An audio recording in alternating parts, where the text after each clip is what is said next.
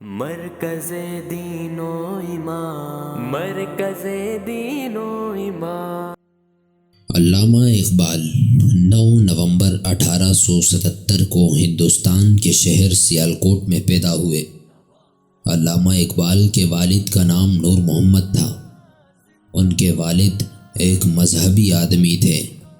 ابتدائی تعلیم پاکستان میں حاصل کرنے کے بعد 25 دسمبر 1905 کو علامہ اقبال اعلیٰ تعلیم کے لیے برطانیہ چلے گئے اور کیمبرج یونیورسٹی میں داخلہ لیا، اور پھر جرمنی جا کر میونخ یونیورسٹی سے فلسفے میں PhD کی ڈگری حاصل کی۔ 1914 تک کا زمانہ اقبال کی بنیادی فکر تشکیل و تکمیل کا زمانہ تھا۔ علامہ اقبال کے تحریک پاکستان میں کردار کو فراموش نہیں کیا جا سکتا ہے۔ انہوں نے 1930 کے ایک خطبے میں فرمایا، ہندوستان کی سیاسی صورتحال نے ایک نازک صورتحال اختیار کر لی ہے۔ اسلام پر آزمائش اور ابتلا کا بہت سخت وقت ہے۔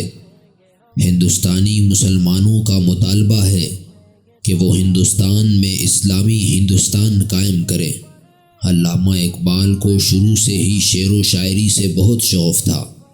شعر و شاعری سے شغف کا اندازہ اس بات سے لگائیں کہ جب یورپ گئے تو وہاں بھی گیت گاتے تھے۔ 1890 کے ایک طرحی مشاعرے میں اقبال نے موتی سمجھ کے شان کریمی نے چن لیے، موتی سمجھ کے شان کریمی نے چن لیے، قطرے جو تھے میرے عرق انفعال کے، پڑھ کے محض 17 سال کی عمر میں اس وقت کے جید شعراء کو چونکا دیا۔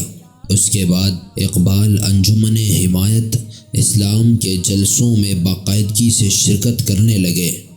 1900 میں انجمن کے ایک جلسے میں انہوں نے اپنی مشہور نظم نالہ یتیم پڑھی، جو اپنے اچھوتے انداز اور کمال سوز و گداز کی وجہ سے اتنی مقبول ہوئی کہ اجلاس میں یتیموں کی امداد کے لیے روپیوں کی بارش ہونے لگی اور آنسوؤں کے دریا بہہ گئے۔ اس کے بعد اقبال کی نظمیں انجمن کے جلسوں کی زینت بن گئی۔ 1 اپریل 1904 میں ادبی رسالہ مخزن کا اجرا ہوا تو اس میں اقبال کی نظم ہمالہ شائع ہوئی۔